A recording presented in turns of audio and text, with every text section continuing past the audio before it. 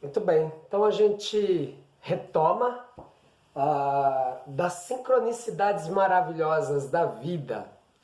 Na nossa primeira aula a gente trabalhou com o arquétipo fundamental do yoga, a gente está trabalhando, né, com esses diferentes arquétipos, signos que dão representatividade para o conhecimento do yoga, que de alguma forma recheiam esteticamente o yoga. O yoga, ele evidentemente é um caminho que envolve uma estesia. O que é isso?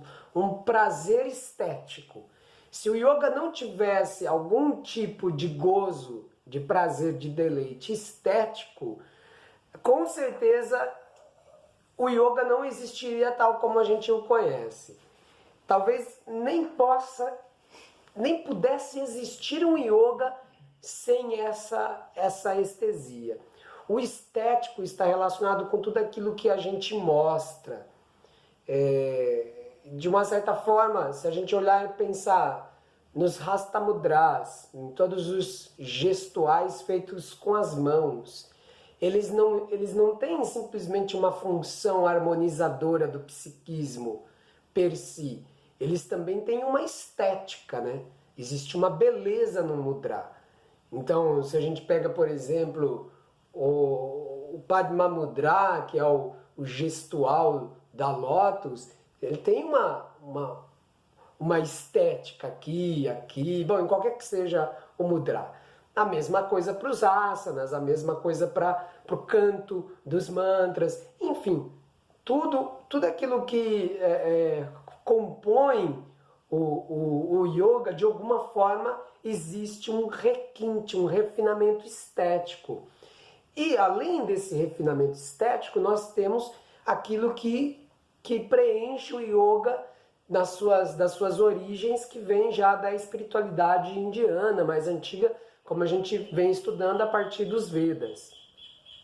E que tem ali nos Vedas, os Vedas são hinos, são cânticos, logo também nos Vedas existe um gozo estético. Então a gente, na primeira aula, a gente trabalhou com um dos arquétipos fundamentais do yoga, que é a roda. E eu disse que a roda, ela é um símbolo diretamente associado com um outro símbolo. Ela é um símbolo solar, logo ela também carrega o Sol como um segundo arquétipo. Agora, a gente pode estar dizendo, estou chamando de segundo arquétipo, mas de repente o primeiro é o Sol e a roda é que veio depois. A gente pode entrar nesse debate, mesmo porque, né, o Sol está aí antes da gente, o humaninho está caminhando nesse planeta. Mas a roda, ela, como a gente viu na outra aula, provavelmente a invenção da roda seja a primeira invenção humana e ela veio marcando. Ela tanto deve sinalizar um período de uma certa evolução do pensamento humano, da cognição humana, como a própria existência dela fez com que a cognição, o intelecto, a capacidade imaginativa e criativa da entidade humana aumentasse, se expandisse. Então a gente pode dizer que essa é uma questão tal como o ovo e a galinha, não se sabe o que veio primeiro, mas com certeza a roda, ela marca uma revolução no pensamento humano e está lá relacionado como a primeira criação do homem. Algumas pessoas dizem que a primeira invenção humana, a mais antiga invenção humana, é o fogo. Mas, na verdade, o fogo não é uma invenção humana exatamente, mas o homem aprendeu a manipular o fogo.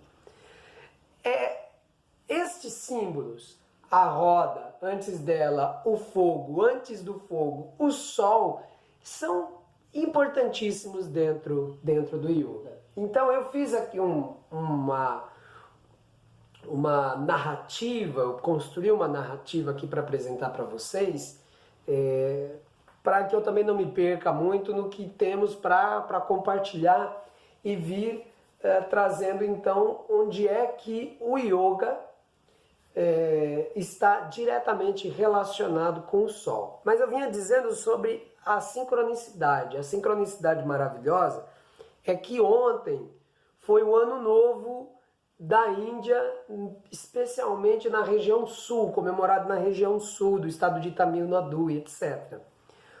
Para os indianos, o Ano Novo é a conclusão de uma pradakshina do Sol. O que isso quer dizer? O Sol fez, ele teria feito um giro ao redor de todo o planeta e concluído assim o período de 12 meses. Mas na verdade a gente sabe que não é o Sol que gira, quem está girando é a Terra, mas ainda assim eles trazem essa imagem poética. Pradakshina é o circunambular, o girar ao redor de um objeto sagrado. Então, na verdade, fomos nós que demos uma pradakshina ao redor do Sol. Então, quando eu pensei nessa apresentação falando da roda e do Sol, eu não sabia que ia cair o dia de hoje para a gente falar do Sol dentro de um giro solar. Então, eu estou bem feliz com essa sincronicidade. Pois muito bem, eu vou usar o primeiro epíteto que é bem conhecido do Sol e que está relacionado com uma das práticas mais antigas do yoga corporal. Então esse epíteto é Surya. Quando a gente fala do Sol, geralmente ele é evocado como Surya, mas a gente vai ver que existem outros nomes e eu já vou sair falando isso para vocês. Surya tanto é a representação do nosso Sol que brilha sobre nossa cabeça, quanto de uma divindade de aspecto solar chamado Surya. Ele é adorado nos Vedas, praticamente uma das mais antigas figuras divinas a serem reverenciadas nos Vedas. Ele aparece como filho de Aditi, que é a imagem, o ícone e o nome que recebe o espaço. Todos nós somos filhos e filhas de Aditi, o espaço. Então, talvez essa seja uma das representações mais antigas da Grande Mãe. A Grande Mãe é o espaço. Todos nós estamos dentro do útero da Grande Mãe. E ele é o esposo, a Surya também é chamado como o esposo de Sangna, que é a consciência espiritual. Então veja, vamos lá, o que o texto está dizendo, o que os Vedas estão revelando então para a gente? Primeiro, nós estamos dentro do útero da mãe. Segundo, a nossa consciência é a esposa do Sol, ou seja, todos nós nos casamos com o Sol. É bom que assim, acho que é o tipo de relacionamento mais quente que você pode ter na sua vida. É o relacionamento com o Sol. É um relacionamento cheio de calor. E os seguidores de Surya foram chamados de Surya Bhaktas desde um tempo aí sem registro. Talvez seja a expressão mais antiga de qualquer tipo de desenvolvimento espiritual é o culto do Sol. Lembra que na nossa primeira aula eu disse que se a gente quisesse identificar qual é a prática de yoga mais antiga, é Bhakti Yoga. O Bhakti Yoga ou Yoga devocional pode ser nomeado como o mais antigo. E dos mais antigos movimentos de expressão dessa devoção, desse yoga da devoção, nós temos os Surya Bhaktas, que são os devotos de Surya, do grande Sol. É dito que Surya habita Surya Loka, ou seja, existe um mundo solar, e o seu reino é nomeado como Surya Mandala, um reino expansivo. Tudo isso, de novo, faz parte do pensamento mágico, do pensamento embrionário do yoga, né? O yoga estava sendo gestado aí. Então, segundo a lenda, Surya, ele se banha no pôr do sol dos sagrados rios Ganges e Yamuna, que até hoje são considerados rios sagrados, e as margens desses rios foram desenvolvendo toda a ciência do yoga sob diferentes proposições, diferentes aspectos. Eu peguei e separei para a gente aqui alguns outros epítetos qualitativos, nomes elogiosos que o Sol recebeu. Dinakara, aquele que faz o dia, ou o criador do dia. Arhapati, ou Arkapati, que é o senhor do dia. Lokakakshus, que é o olho do mundo. Karma Shakhi, testemunha dos atos dos homens. Sahasra Kirana, aquele que é provido de 1000 raios. Lembra lá do Sahasrara, né? Esse 1000 raios que depois a gente vai ver que essas coisas vão entrar dentro do universo do yoga também. Graharaja, rei das constelações. Muito bem. Todos esses epítetos e esses qualitativos, a gente vai ver que tem influência diretamente no yoga, e para poder mostrar que esse protótipo do yoga, esse proto-yoga de louvação ao sol, ele prossegue, ele se estende na história do yoga, eu trouxe para vocês aqui uma leitura da Bhagavad Gita, um trechinho do 4º capítulo, onde fala Bhagavan Krishna para Arjuna. Em tempos idos, transmiti essa doutrina da imortalidade ao Senhor da Luz, Vivasvan, e dele passou para Manu, o qual ensinou a Ikshvaku. E assim, por tradição, chegou ao conhecimento dos rishis, mestres do yoga, que estimavam essa doutrina. No decorrer dos tempos, porém, começou ela a ser obliterada, até finalmente desaparecer. A ti, caro príncipe, que és meu amigo e devotado cultor, quero de novo revelar essa doutrina do yoga que é profunda e misteriosa. Eu vou recitar o texto novamente com algumas explicações dentro dele para a gente não ficar muito perdido. Porque tem algumas palavras em sânscrito aí que se referem a personalidades e que pode ser interessante a gente conhecer. Então, fala Bhagavan Krishna. Em tempos idos, transmiti essa doutrina da imortalidade. Na verdade, a doutrina da imortalidade é a doutrina do Atman. Quando a Bhagavad Gita começa, que Arjuna está lá diante do campo, no campo de batalha, diante do exército inimigo, os inimigos sendo seus amigos, na verdade, seus parentes, o seu próprio mestre, etc. E ele tem que empreender essa batalha contra entes queridos. Naquele momento ele se sente angustiado. E Krishna, que é o seu cocheiro, que é quem está levando o seu carro de guerra, não é? A gente estudou essa questão do carro.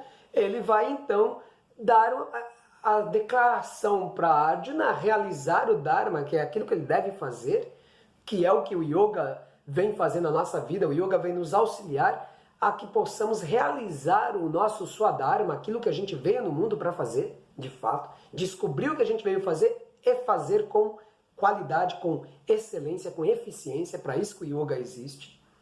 Pois muito bem. E ele está ali dizendo para ele, olha, você está preocupado de matar e morrer, mas na verdade ninguém mata e ninguém morre, porque ninguém nem nasceu. Nós somos o Atman. Então, aqui Krishna está dizendo, em tempos idos eu transmiti essa doutrina do Atman, que é também uma doutrina de imortalidade, ao Senhor da Luz, Vivasvan. Vivasvan é justamente o sol espiritual do universo. Ele, algumas vezes, é considerado como a causa espiritual do surgimento da dinastia solar, que é a dinastia dos antigos reis sábios, que eram reis gnanis, reis realizados espiritualmente, e que prosperaram com suas famílias o conhecimento do yoga. Então, ele está dizendo que ele primeiro passou para Vishvasvan, que, como o sol espiritual do universo, é a causa primordial do conhecimento do yoga e até mesmo aquele que fez surgir a dinastia solar. A gente depois vai trabalhar um pouco sobre a dinastia lunar. O yoga ele pretende fazer a reunião entre essas dinastias solar e lunar. Pois muito bem.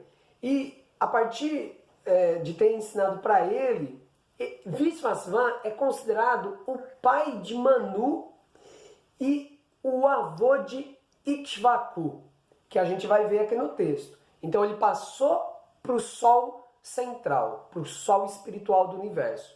O sol espiritual do universo passou para Manu, o seu filho. Quem é o Manu? Manu, ele é uma espécie de Adão. Ele é inclusive chamado... Alguém está com o microfone ligado, a gente pede para, por favor, desligar para esse momento. Volta um pouquinho para cortar depois. Quem é Manu? Então, voltando aqui à leitura, quem é Manu? Manu, ele é então o primeiro humano. Ele é chamado de Adi Aham. Adi, primeiro, eu sou o primeiro. Adi Aham. Esse Adi Aham acabou se espalhando da Índia e virou Adam. E depois Adão. Então, o Manu, ele é o primeiro ente humano que surgiu. Vishvasvan, pai de Manu, pai da primeira humanidade. Se você quiser entender que Manu possa ser, na verdade, uma personagem, um ícone mítico da primeira humanidade, tudo bem. Mas no texto se fala de um primeiro ente humano, desse Adi Aham, que seria Manu. E Manu passou para o seu filho, Ikshvaku, que é o pai da humanidade atual, pós-diluviana. Ele seria, se Manu é o Adão, Ikshvaku é Noé, digamos assim. Depois que teve o dilúvio, ele foi o pai da humanidade e manteve o conhecimento. De novo, analisando aspectos míticos do yoga. A gente pode falar do yoga surgindo de muitas maneiras, a gente vai trabalhar diversas lendas, todas elas têm alguma coisa para nos ensinar. Então esse é o lance.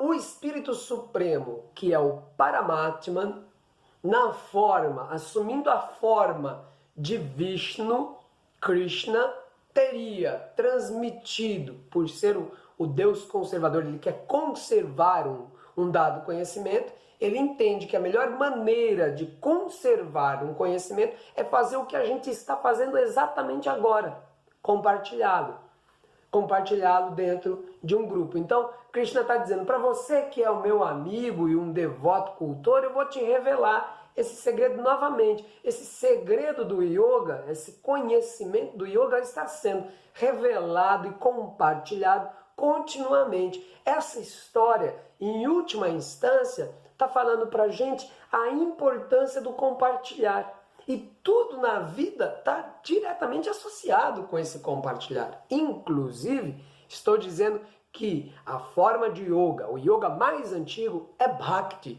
E Bhakti, no sânscrito, significa literalmente compartilhar. Então, Krishna está dizendo para nós, na Bhagavad Gita, que a primeira razão de ser e aquilo que conserva o yoga é justamente o compartilhar do yoga. Muito bem, veja, né, as coisas que a gente vai aprendendo aí com a história. Então, Krishna, após ter passado esse conhecimento, por tradição do pai da humanidade, desse Noé hindu aí, o Ikshvaku, chegou até os rishis, que são nomeados aqui por Bhagavan Krishna como os mestres do yoga, ou seja, aqueles que de fato cuidaram de espalhar isso. Aí os rishis foram tomando foram se associando com chefes tribais. Aí a coisa foi, as dinastias foram crescendo, foram surgindo, confrarias de yogis foram surgindo e etc. Então essa daqui seria a origem mítica do yoga pela perspectiva Vaishnava, ou seja, dos devotos de Vishnu e especificamente dos devotos de Krishna. Aqueles que leem a Bhagavad Gita vão encontrar a origem mítica do yoga nesse pequeno relato aqui. É óbvio, é desnecessário dizer que, ponto 1, há diferentes origens, diferentes cosmogonias e diferentes gênesis para o yoga. Ponto 2, vale muito a pena ler a Bhagavad Gita. A Bhagavad Gita, provavelmente a gente vai ler ela, vários trechos dela aqui no decorrer das nossas aulas e investigações aqui, porque efetivamente a Bhagavad Gita é considerada tal como uma espécie de o evangelho do yoga, digamos assim. Pois muito bem, o que Krishna diz é que esse conhecimento ele vai sendo obliterado, mas apesar dele ser obliterado, ele ser eclipsado, ele não desapareceu, ok? A gente vê que hoje, por exemplo, vou falar de uma experiência pessoal, não é uma abordagem cri-cri, mimimi, chata. Mas é assim, se você coloca, eu vou fazer uma pesquisa, sei lá, Instagram, você entra lá e você coloca uma pesquisa yoga. Você começar a ver os perfis, as páginas oficiais de salas de yoga, etc., praticamente o que a gente tem é uma vitrine de exposição corporal, de técnica corporal. É praticamente uma Olimpíada de asanas. As pessoas querendo mostrar a sua eficiência na execução dos asanas, até mesmo a sua, digamos assim, o exótico do yoga. Ou seja, esse yoga que é mostrado, não tem problema. Eu, como disse, acredito na estesia do yoga, acredito no gozo estético do yoga. Eu vejo esse tipo de manifestação e eu acho ela de uma beleza maravilhosa. Que bom que as pessoas conseguem fazer tudo aquilo com o corpo. Que bom que existem pessoas manifestando isso no mundo. São pessoas que estão trabalhando a sua estética corporal de uma forma muito mais inteligente e bela do que, sei lá, outras tantas metodologias de lapidação corporal que eu não acho bonitas. Eu não acho que elas têm estesia nelas mesmas. Agora, esse yogasana, ele tem um gozo estético. No entanto, isso é um eclipse. Né? Isso é um yoga obliterado. Ele está mostrando uma parte do yoga que não é o yoga. Ok? Então isso aconteceu várias e várias vezes. Isso é parte da história do yoga. Não necessariamente aconteceu várias e várias vezes essa manifestação do yoga mais corpóreo, ok? Porque isso é datado. Mas por muito tempo o yoga foi eclipsado por alguma outra coisa que estava impedindo a sua manifestação. Então, entendemos aqui muito bem o que está sendo dito. O yoga que está sendo obliterado, que está eclipsado aqui, é a doutrina da imortalidade, ou seja, Atma Vidya, a ciência, o conhecimento do ser real. É ele que está sendo obliterado, ok? Então, todas as vezes que nós vemos alguma coisa que se pretenda yoga, que se pretenda transmissor, né, transmitindo yoga, propagador do yoga, é que desconsidera a doutrina da imortalidade ou Atma Vidya, a ciência do ser real, aquilo não é o yoga, aquilo é justamente a névoa que está cobrindo o brilho real do yoga, que é Atma Vidya. Aí então Krishna vem e diz que vai revelar a doutrina. Então eu vou trazer aqui para vocês um título. Até então era a introdução, tá, gente? Agora a gente vai para o título da aula. Meu Deus, eu usei 24 minutos quase para fazer essa introdução, mas o título da aula é O Yoga nos chegou através do Sol. Então foi o Sol que ensinou para Manu, que ensinou para o neto, o Noé dele lá, o neto, que ensinou para a dinastia solar, através dos rishis, se espalhou.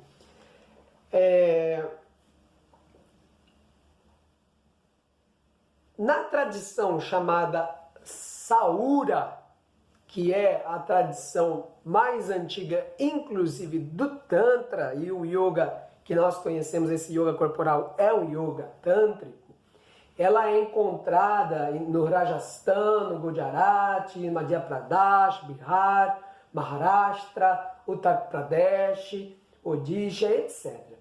O Surya é apresentado como uma das 5 divindades consideradas como aspectos equivalentes e significa per si a realização do Brahman, da tradição Smarta.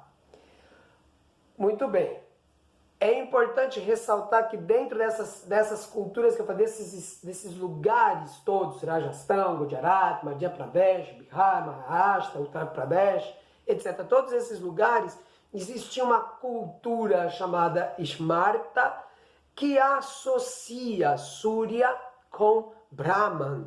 Brahman, com o Nzinho no final, é o símile da palavra Atman. Tanto Atman quanto Brahman têm o mesmo significado. Quer dizer, eles apontam para a mesma coisa. Eles têm significados um pouco diferentes na etimologia da palavra, mas elas apontam para uma mesma coisa. Para onde é que elas apontam? Para o ser real, para a doutrina da imortalidade. Brahman significa aquele que se expande. O yoga que aponta para o nosso ser, aponta para a expansão, para a possibilidade de expansão infinita de tudo que você possa imaginar, inclusive do conhecimento. O conhecimento ele pode ser expandido, mas um conhecimento que especificamente está fundamentado no ser, no espírito, naquilo que nós somos. Surya, só para recordar, foi a divindade que nós trabalhamos, o Murti, que nós trabalhamos na nossa primeira aula, que foi apresentado, descrito montado numa carruagem, atrelada a cavalos. Geralmente são 7 cavalos, mas pode ter variações. Inicialmente eram 7 cavalos porque dizia respeito a 7 modos de trabalhar a métrica poética. Por quê? Porque os rishis, antes de tudo, eram poetas. Então, os cavalos que puxam Surya para a expansão do conhecimento do ser são 7 formas diferentes de se cantar poeticamente a beleza, a realeza, o poder, a glória do Brahman, do Atman, do ser real.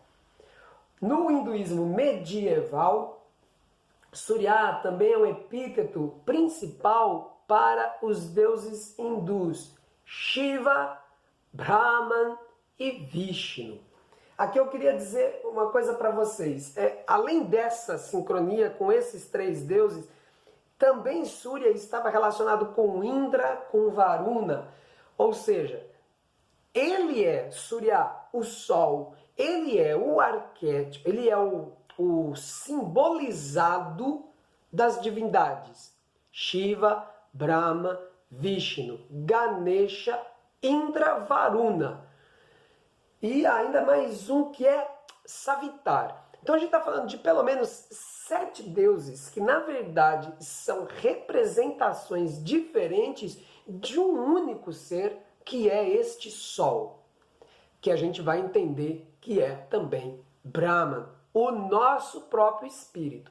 Aqui a gente começa a entender o aspecto da prática que é como que um reconhecimento de si mesmo como a fonte de todas as divindades, a fonte de todos os mitos. Mas esse si mesmo, obviamente, que não é a personalidade efêmera, essa que, sei lá, prefere tapioca a pão, café a chá, que tem um jeitinho de ser, essa coisa efêmera e transitória que compõe a nossa personalidade humana. Isso não é o mito. O mito é o que está mais mais profundo, mais para as nossas entranhas internas espirituais. Então, o que acontece depois? Quando a gente fala assim, porque Shiva é o pai do yoga. Tá certo falar que Shiva é o pai do yoga? Tá certo falar que Shiva é o pai do yoga, mas é importante lembrar que Shiva é o sol. Krishna, ele foi quem ensinou o yoga, vai dizer a tradição Vaishnava. Tá certo dizer que Krishna ensinou o yoga pro Vaisvasvan e dele pro Manu e etc. Tá certo também. Mas esse Krishna, esse Vishnu, ele é o sol. Aí os Ganapatas vão dizer, não, porque o yoga existe, porque o Ganesha foi lá e ele escreveu tudo o que Vyasadeva estava recebendo através da clarividência e etc. Então ele é o pai do yoga. Tá certo dizer que Ganesha é o pai do yoga? Tá certo dizer ele que registrou. Mas Ganesha é um símbolo do sol. Ou seja, tudo está apontando para essa divindade primeira, que é solar. Alguns templos que eram dedicados a Surya acabaram sendo transformados. Então hoje na Índia tem um monte de templo para Vishnu, alguns templos dedicados a Ganesha, enfim, não vamos citar. Um monte de templo, a grande maioria desses templos originalmente eram templos dedicados a Surya, ao grande Deus Sol. Vou fazer agora leituras do Rigveda. Deixa eu ver, a gente já está... não tenho tanto tempo assim. Acho que eu vou fazer o seguinte, a gente vai chegar até esse ponto na nossa aula, mas eu gostaria de convidar a gente para fazer um pouquinho de meditação. Vamos pegar esses elementos que foram trabalhados aqui, que é as virtudes, né, que foram ditas especialmente aqui, a virtude do compartilhar. Quando você compartilha o que quer que você está compartilhando do melhor de si, é o sol em si brilhando. A gente fica com esses elementos, a gente retoma, na próxima aula a gente fala um pouquinho mais sobre essa iconografia, um pouco mais de leitura e uma abordagem histórica ainda do sol dentro do yoga.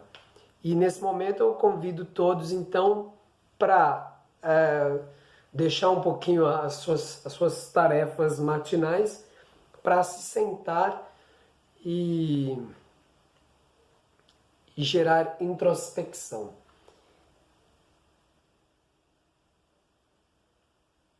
Ok?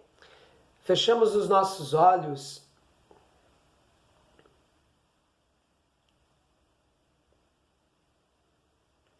e nós vamos atrelar o nosso pensamento e a nossa cognição, nossa percepção no carro do grande sol, que possamos ser puxados por este sol,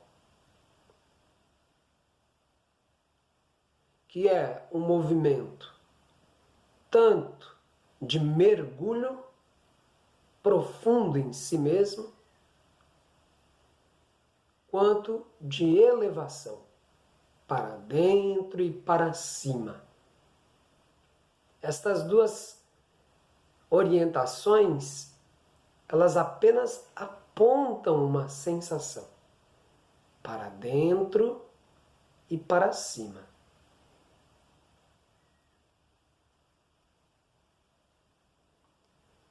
E quando você escuta e dá essa orientação, este comando interno, você percebe que isso imediatamente interfere na sua postura corporal, para dentro e para cima.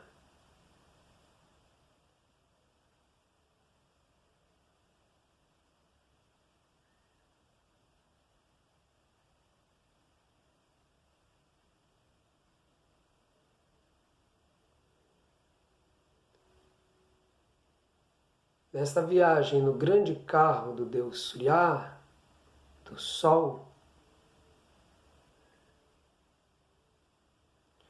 O para dentro e para cima também aponta um comando para nossa força vital.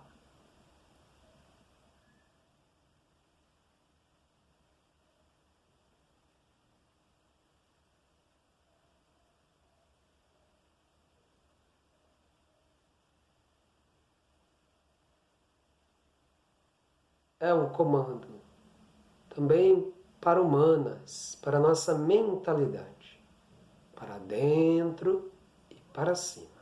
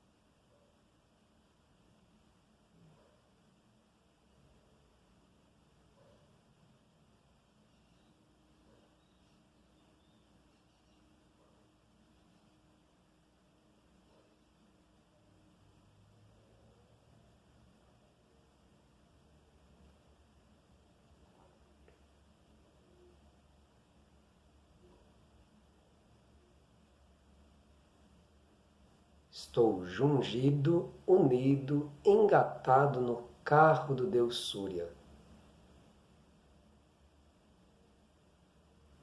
E o Sankalpa, o comando, é para dentro e para cima.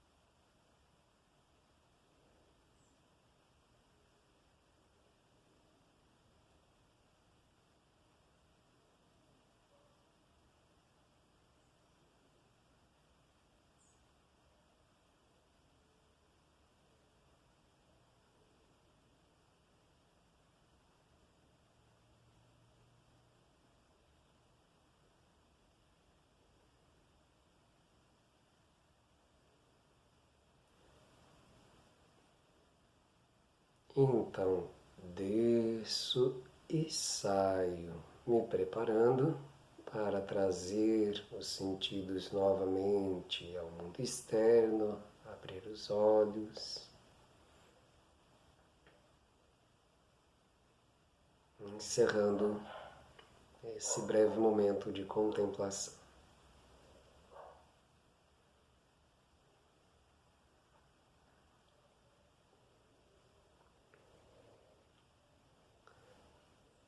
Muito bem. Então, só para deixar esse ponto aclarado aí, quando perguntar, da onde surgiu o yoga? Pela perspectiva Vishnuíta, Vaishnava, o Espírito Supremo ensinou para o Sol ensinou para Adão, Adão ensinou para Noé, Noé ensinou para os sábios poetas, para que eles cantassem de modos diferentes essa história. Mas aí você não vai falar de Adão, Noé, o povo vai achar que você está louco.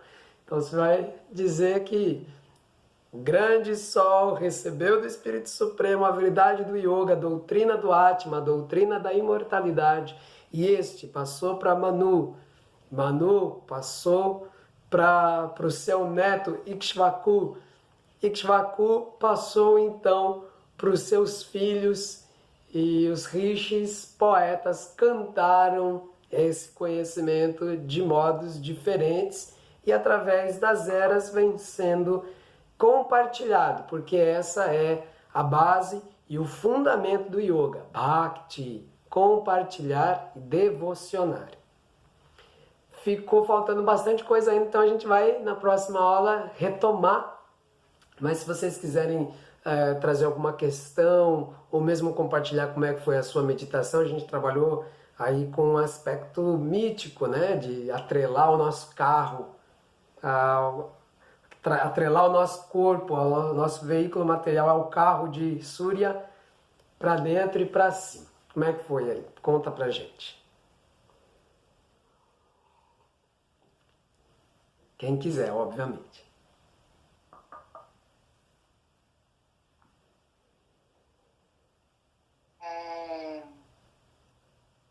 Foi interessante, assim, eu demorei um pouco para aquietar, né?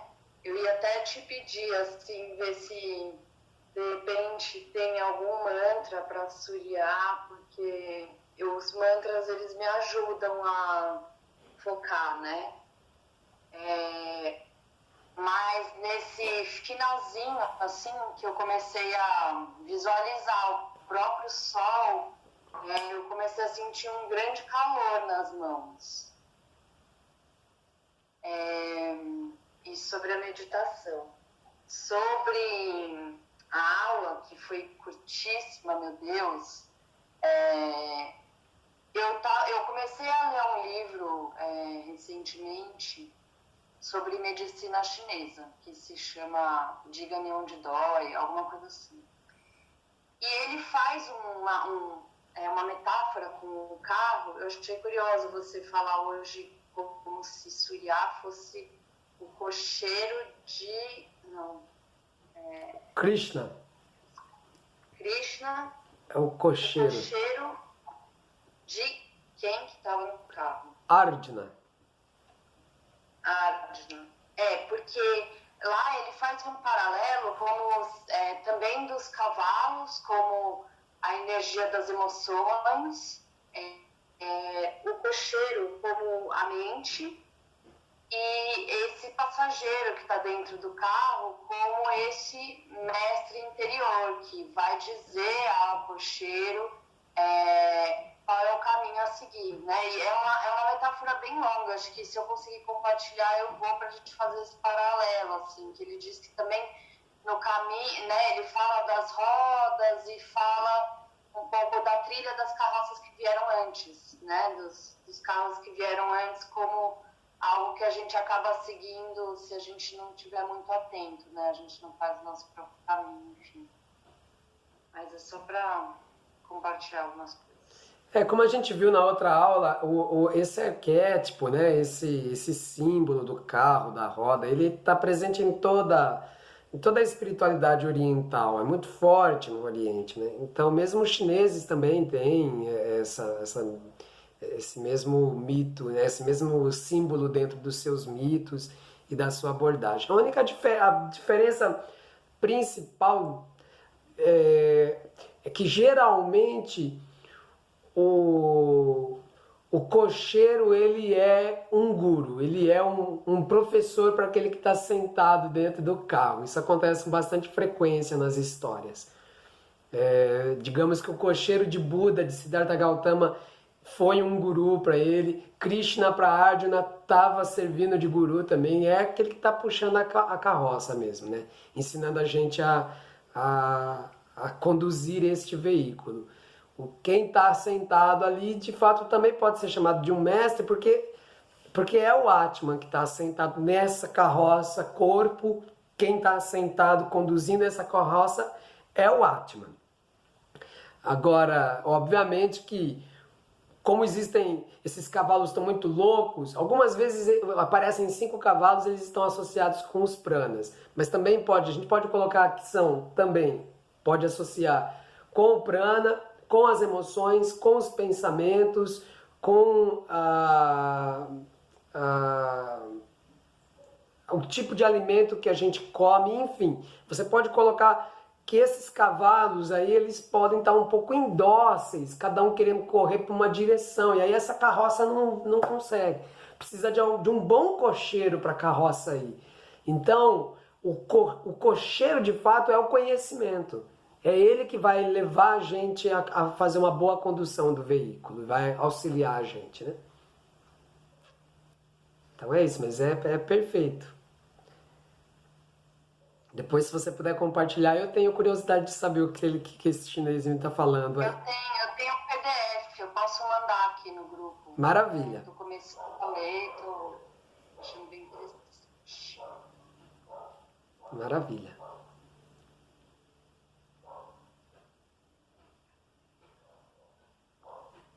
Eu queria ter feito uma meditação um pouquinho mais comprida, gente, perdão. Eu me perdi falando aqui, o negócio ia longe ainda. Mas a gente não deu muito tempo. Mas você falou do mantra, lembrei aqui. Você falou do mantra. O que acontece? Um verso que está dedicado a Surya é justamente, esse verso vai se tornar um importante mantra. A gente vai estudar ele aqui, mas eu já posso dizer isso para vocês. Assim, vai se tornar um importante mantra de dentro da tradição Saura, ou seja, da tradição dos devotos do Surya, do grande sol, que é justamente o Gayatri. Om Bhurbhuva Swaha Tat Savitur Varenyam Bhargo Devasya Dhimahi Yo Yona Prachodayat. É um mantra a ser dedicado, né? Ele está dedicado a Surya e pode ser utilizado na meditação. É uma meditação solar, ela pode ser fundamentada com este mantra. Mas também Om Shri Ram Jai Jai Ram. Ram é o sol interno. Então também pode ser utilizado este mantra. Mas aí, como a gente viu, praticamente todas as divindades estão enraizadas em Surya. Então quando você cantar Om Ganganapataye Namaha, você está cantando para Surya. E quando você cantar Om Namah Shivaya, também você está cantando para Surya. É que depois, adiante, além de ter a dinastia solar, vai entrar no jogo aqui a dinastia lunar. Mas isso vai ficar para uma outra... Daqui a pouquinho a gente entra na dinastia lunar.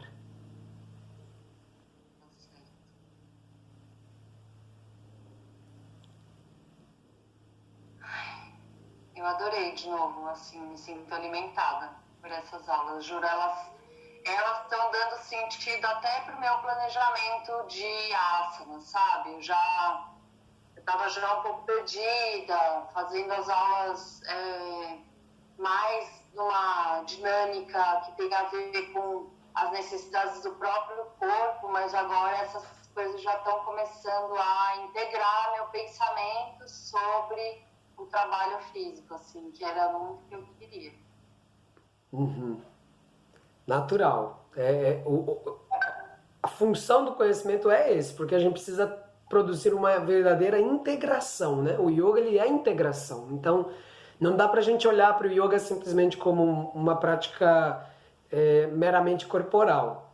Ainda que a prática corporal tenha a sua utilidade, ela tenha os seus benefícios inquestionáveis, não é? Até se a gente vai olhar para as origens do yoga, não era o principal, é muito periférico, né? Muito a casca. Mas não deixa de ser interessante também, importante também. Acho que essa integração vai ser bacana para quem já está praticando e para quem ainda não está praticando e já se estabilizando também no conhecimento que está por detrás da prática. É o primeiro acesso, né? Sim. O corpo, assim. Maravilha. Muito Também tô obrigada. achando muito legal essa história de aprender a história, de onde vêm as coisas e tal. E reconheço que para mim a parte da meditação ainda é um portal que eu tô um bebezinho ainda. É muito, muito desafiador para mim conseguir de fato manter a presença nesse lugar, assim, tirar a palavra do pensamento, pelo menos aquietar os pensamentos, ou enfim, deixar eles irem e virem sem ir embora junto com eles, sabe?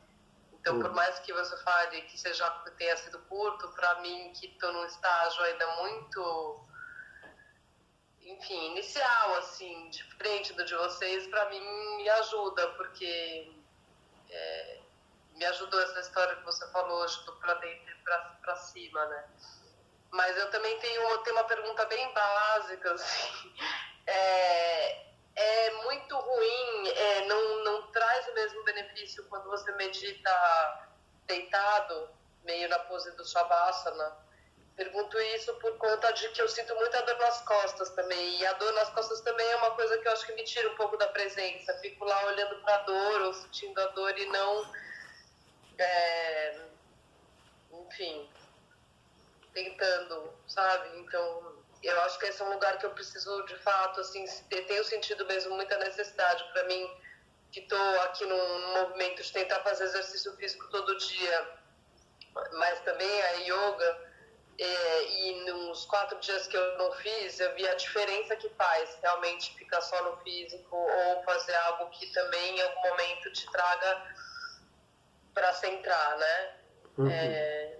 Mas, enfim, como eu sou principiante, eu queria saber também algumas dicas de como conseguir ir avançando, assim, como foi para você. Uhum. A gente ainda vai abordar bastante esses aspectos teórico-pragmáticos do yoga e do yoga enquanto origem mesmo, né? E basicamente, falar yoga a gente tinha que entender meditação imediatamente. Então, assim, mas eu posso falar, falam pelo menos de 4 posturas essenciais para a prática do yoga, da prática da meditação, e uma delas é deitado. Deitar-se para meditar é uma postura legítima, ela não tem nada de errado nela. Mas, com certeza, a prática do Shavasana, nem todo professor sabe disso, mas assim, o asana mais exigente do yoga é o Shavasana. Por quê? Por que ele é exigente? Ele é exigente porque você deita e a tendência de ser arrastada e abduzida pelos pensamentos vai aumentar. Se hoje você enfrenta, sei lá, 80% da dificuldade com os pensamentos, está presente, deitando é 100%. Né? Agora, quando a pessoa já está bem avançada, já se treinou com a meditação, ela consegue deitar-se e meditar efetivamente, e não simplesmente entrar no modo mental chamado laya, que é dissolver, se a pessoa derrete na correnteza de pensamento. É como se você fosse um boneco de sal e fosse lançado num rio. Daqui a pouco você se derrete nos pensamentos e cadê você? Você se perdeu ali completamente. Você se mesclou com os fenômenos. Quando a gente consegue desenvolver o que é chamado ekagrata, que é unidirecionamento mental, aí a gente estabelece um único foco e a gente se derrete, a gente mescla com aquele único foco. Isso não é um problema. E aí, a partir do momento que você desenvolveu esse unidirecionamento mental e você consegue manter um único foco, aí não importa qual é a postura física que você vai utilizar. Você pode meditar em qualquer postura, porque a meditação não está atrelada à postura. Mas você está num período de treinamento. Então, num período de treinamento em que esta qualidade mental de unidirecionamento ainda está por ser conquistada, é o mais indicado, sentar-se com a coluna ereta. Agora, é óbvio que, como você está integrando a prática do yoga no seu cotidiano, daqui a pouco você vai perceber que você vai conseguir superar essas dificuldades. Até lá, você pode sentar-se numa cadeira de espaldar reto e você, ora, se descola do encosto e ora deixa-se repousar um pouquinho no encosto. Assim, há algumas outras dicas de como se sentar para poder te trazer esse benefício, para melhorar a sua postura, para que você possa ter uma meditação mais confortável. Mas por hora, o que eu poderia te dizer é isso. Se não consegue manter a coluna ereta, você pode, por exemplo, encostar na parede, colocar uma almofada na região da lombar, protegendo a curvatura natural da coluna, ok? E encostando na parede. E tudo bem, né? Mas, preferencialmente, ao iniciar essa jornada com o yoga de autoconhecimento, com a prática da meditação, o indicado é começar com a coluna ereta mesmo, topo da cabeça apontando para o céu. O que você pode fazer também é, ao longo do dia, tem um professor, se eu não me engano, é um professor do Zen que fala, melhor uma rapidinha do que nenhuma. Ele brinca assim. Então ele fala assim, em vez de você sentar para ficar 1 hora sofrendo, vai fazendo meditações curtas de 5, 10 minutos, 15 minutos no máximo.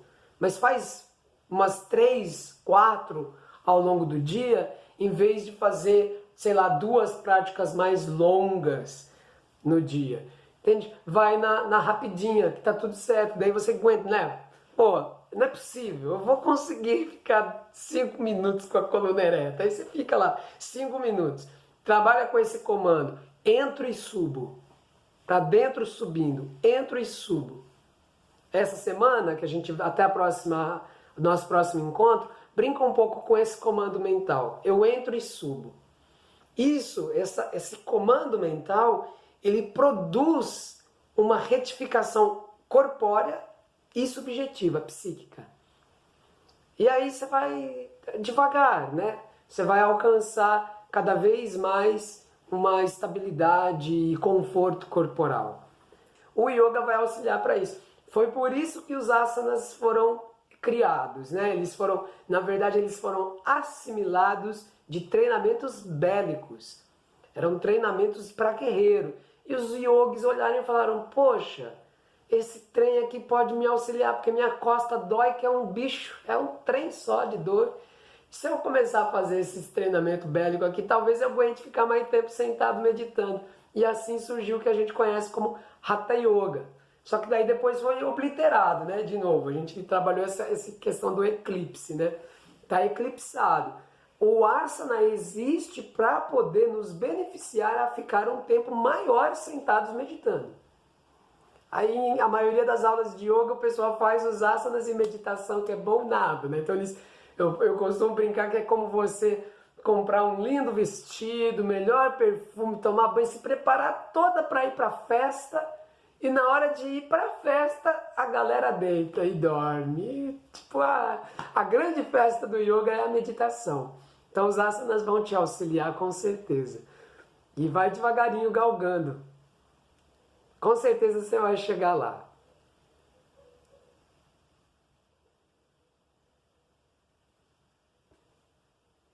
Ai, muito obrigada,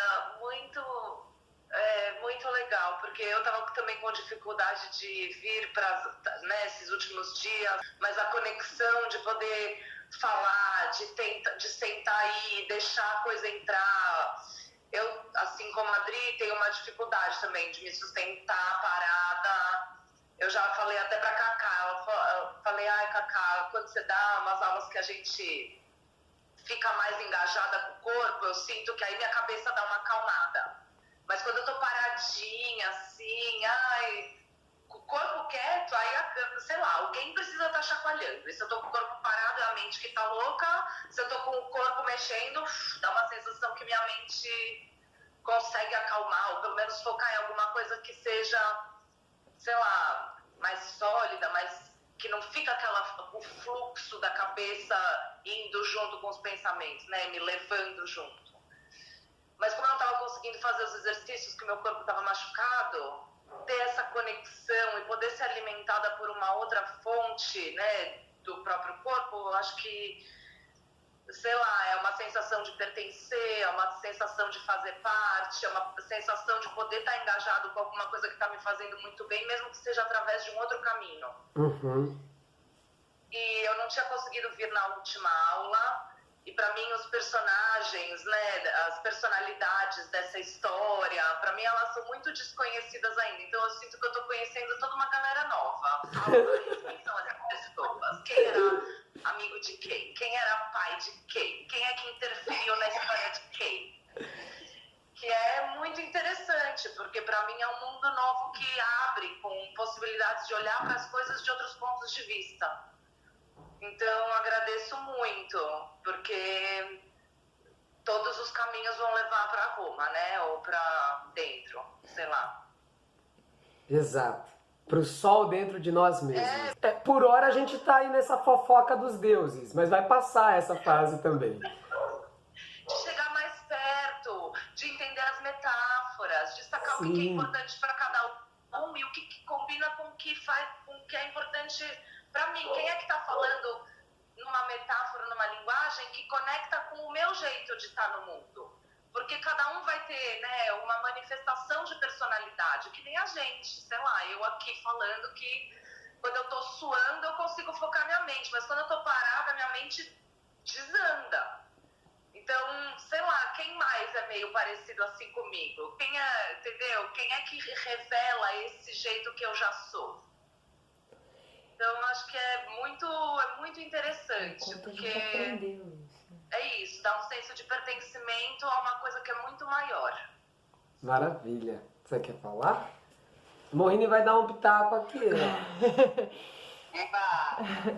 Então, pegando esse gancho, né, que a Déia trouxe, só fica deixar uma reflexão, porque eu sinto que isso é uma coisa super tricky, né? Como que é essa palavra em português? É como uma armadilha, uma coisa meio enganosa, que é a confusão daquilo que é a manifestação nossa enquanto personalidade e quem nós somos na real mesmo, porque nós fomos ensinados à distração.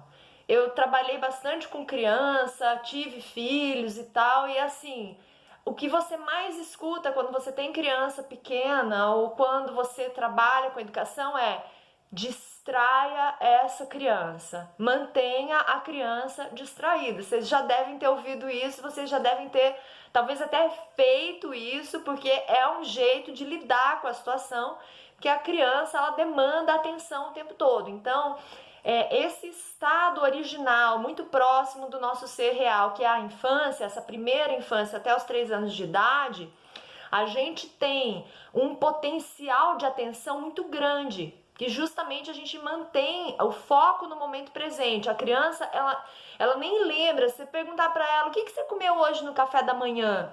E é 10 da manhã e ela já não lembra, porque ela não tá nem aí para o que ela comeu 2, 3 horas atrás, porque para ela só existe o agora. Então, um estado de foco no momento presente muito grande que o adulto, ele não dá conta, porque ele precisa pagar as contas. Porque ele precisa pagar as contas, ele tem que estar sempre colocando tudo dentro do tempo e do espaço. Eu vou fazer isso agora para que depois eu tenha tal resultado. E a criança fica chamando ele para cá. fica chamando, ó, vem pra cá, vem pra cá. Aí o que o adulto faz? Distrai a criança, ou seja, dá alguma coisa para que a criança coloque a atenção dela naquilo e pare de estar tão presente, tão demandando que o adulto esteja presente junto com ele. Então isso que você descreveu, ideia de quando eu tô suando, quando eu tô lá no agito, eu tô no movimento, parece que a minha mente se aquieta, isso não necessariamente é quem você é. Não é que, será que alguém é como eu? Claro, metade do planeta é como você.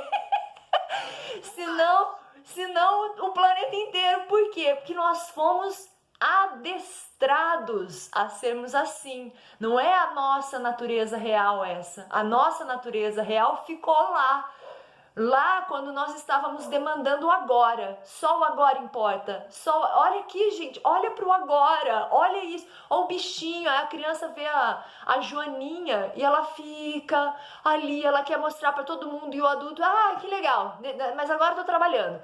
Que legal, mas dá certo? Então assim, se distrai. Aí você cresce.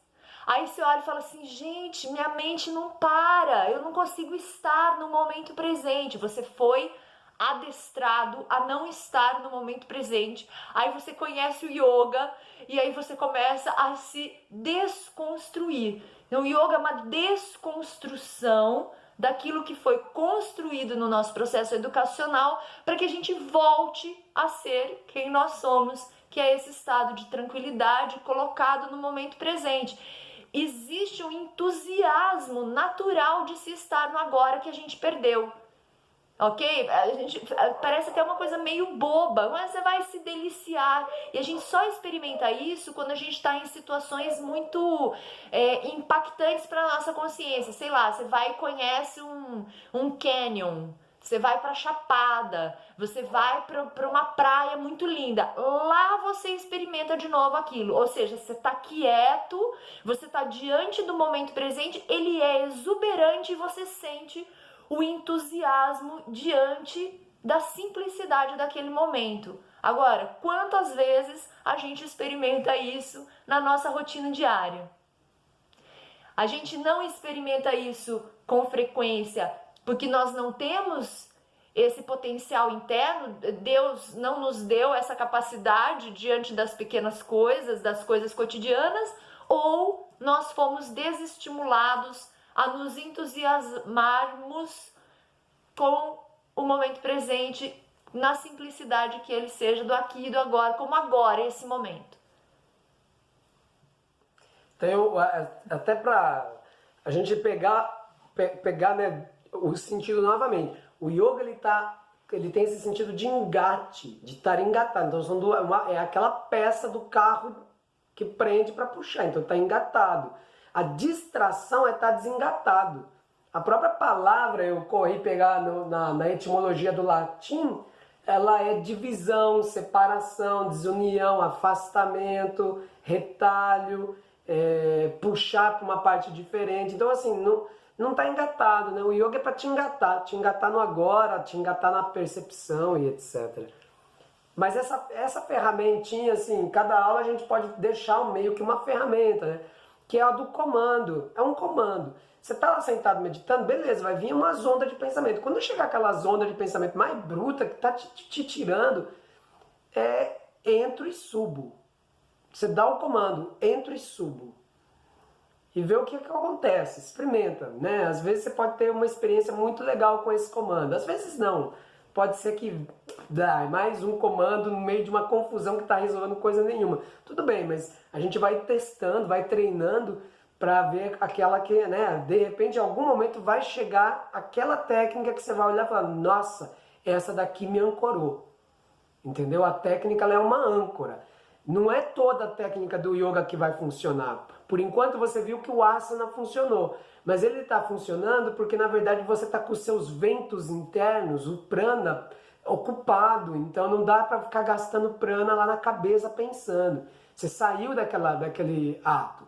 Mas é legal que você encontre uma âncora, uma ferramenta que vai te assentar. Quando você achar ela, você não vai ter dúvida que você achou ela, porque, vai funcionar.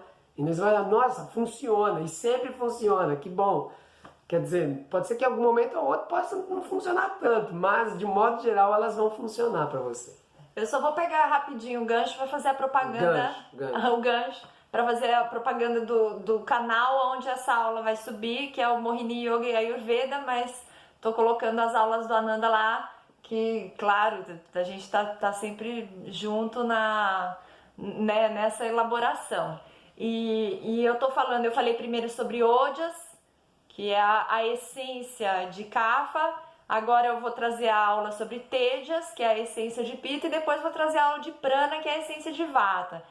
Nessa sequência, quando a gente chegar lá em Prana, vocês vão ver que esse comando para dentro e para cima tem tudo a ver com o movimento do Prana, que está relacionado com a meditação. Daí a gente vai falar. Então, se vocês forem acompanhando as aulas, se inscreverem lá no canal, vocês vão ver que tem uma sequência que vai engatar o yoga, todo esse estudo do yoga com a percepção do Ayurveda.